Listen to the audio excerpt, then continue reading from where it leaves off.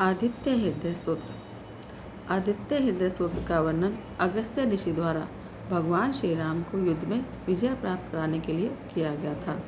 आदित्य हृदय स्तोत्र का पाठ जो नियमित करते हैं उन्हें अप्रत्याशित लाभ मिलता है, जैसे कि नौकरी में उन्नति, धन प्राप्ति, प्रसन्नता, आत्मविश्वास के साथ साथ समस्त कार्यों में सफलता मिलती है, हर मनोकामना पूरी होती है। अथ आदित्य हृदय। उधर श्री राम जी युद्ध से थककर चिंता करते हुए रणभूमि में खड़े थे। इतने में रावण भी युद्ध के लिए उनके सामने उपस्थित हो गया।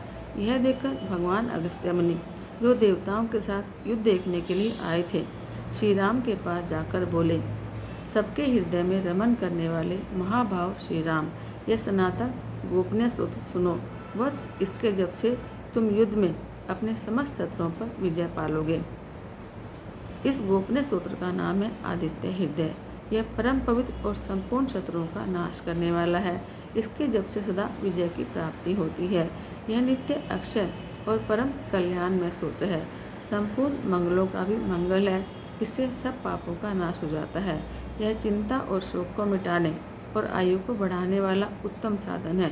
भगवान सूर्य अपनी अनंत किरणों से सुशोभित हैं। ये नित्य उदय होने वाले देवता हैं और असुर भी इनको नमस्कार करते हैं। युवस्वान नाम से प्रसिद्ध हैं, प्रभा का विस्तार करने वाले हैं और संसार के स्वामी हैं। तुम इनका रश्मिमते नमः, समुद्रते नमः, देवासुर नमस्काराय नमः, विवस्वते नमः, भास्कराय नमः, भुवनेश्वराय नमः इन नाम मंत्रों के द्वारा पूजन करो। संपूर्ण देवता इन्हीं के स्वरूप हैं। ये तेज की राशि और अपनी किरणों से जगत को सत्ता और स्फूर्ति प्रदान करने वाले हैं।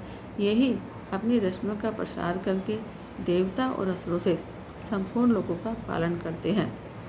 ये ही ब्रह्मा, विष्णु, शिव, स्कंद, प्रजापति, इंद्र, कुबेर, काल, यम, चंद्रमा, वरुण, पितर, वसु, साध्य, अश्विनी कुमार, मरुदगण, मनु, वायु, अग्नि, प्रजा, प्राण, ऋतुओं को प्रकट करने वाले और प्रभा के पुंज हैं। इन्हीं के नाम आदित्य, सविता, सूर्य, खग, पूषा, गभस्तिमान, स्वर्ण सदृश, भानु, हिरण्यरेता, दिवाकर, हरिदस्व, सहस्त्राची, तिम्रोन्मथन, शंभु, त्वष्टा, अंशुमान, हिरण्यगर्भ, शिशिर, तपन, अहरकर, रवि, अग्निगर्भ, अदिति पुत्र, शंख, शिशिरनाशन, व्योमनाथ, तमोभेदी, ऋग, यजु, सामवेद के पारगामी, घन वृष्टि, अपामित्र, विंदिथि, पलवंगम, आतपी, मंडली, मृत्यु, पिंगल, सर्वतापन, कवि, विश्व, महातेजस्वी, रक्त, सर्वभवोद्भव, ग्रह, नक्षत्र और तारों के स्वामी, विश्व भावन, तेजस्वियों से भी तेजस्वी और द्वादश आत्मा, इन सभी नामों से प्रसिद्ध सूर्य देव आपको नमस्कार है। पूर्व गिरि उदयाचल और पश्चिम गिरि अस्ताचल में आपको नमस्कार है। ज्योतिर्गणों, ग्रह और तारों के स्वामी और दिन के अधिपति आपको प्रणाम है। आप पूर्व में उदय होते हैं और पश्चिम में अस्त होते हैं, आपको नमस्कार है। आप जय स्वरूप और विजय और कल्याण के दाता हैं। आपके रथ में हरे रंग के घोड़े जुते रहते हैं, आपको बार बार नमस्कार है। हजारों किरणों से सुशोभित भगवान सूर्य आपको बारंबार प्रणाम है।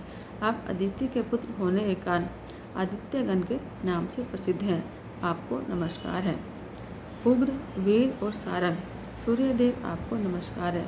कमलों को अपना तेज देकर विकसित करने वाले मार्तंड आपको नमस्कार है। परस्पर रूप में आप ब्रह्मा, शिव और विष्णु के भी स्वामी हैं। सूर्य आपकी संज्ञा है। यह सूर्यमंडल आपका ही तेज है।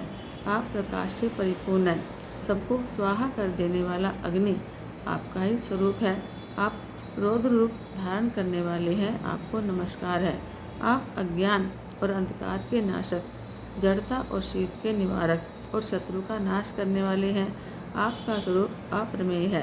आप कृतघ्नों का नाश करने वाले, संपूर्ण ज्योतियों के स्वामी और देव स्वरूप हैं। आपको नमस्कार है। आपकी प्रभा तपाए हुए सोने के समान है। आप हरि, अज्ञान का हरण करने वाले और विश्वकर्मा, संसार की सृष्टि करने वाले हैं। तम के नाशक, प्रकाश रूप और जगत के साक्षी हैं। आपको नमस्कार है। रघुनंदन, ये भगवान सूर्य ही संपूर्ण भूतों का सहार, सृष्टि और पालन करते हैं। ये ही अपनी किरणों से गर्मी पहुंचाते और वर्षा करते हैं। ये सब भूतों में अंतर्यामी रूप से स्थित होकर उनके सो जाने पर भी जागते रहते हैं।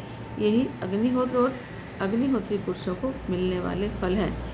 यज्ञ में भाग ग्रहण करने वाले देवता, यज्ञ और यज्ञों के फल भी यही हैं। संपूर्ण लोकों में जितनी क्रियाएं होती हैं उन सब का फल देने में यही पूर्ण समर्थ है। राघव, विपत्ति में, कष्ट में, दुर्गम मार्ग में तथा किसी भय के अवसर पर जो कोई पुरुष इन सूर्य देव का कीर्तन करता है उसे दुख नहीं भोगना पड़ता। इसलिए तुम एकाग्र मन से इन देवादिदेव जगदीश्वर की पूजा करो। इस आदित्य हृदय स्तोत्र का 3 बार जाप करने से तुम युद्ध में विजय पालोगे। महाभाव, तुम इसी क्षण रावण का वध कर पाओगे। यह कहकर अगस्त्य जी जैसे आए थे उसी प्रकार चले गए। उनका उपदेश सुनकर महातेजस्वी श्री रामचंद्र जी का शोक दूर हो गया।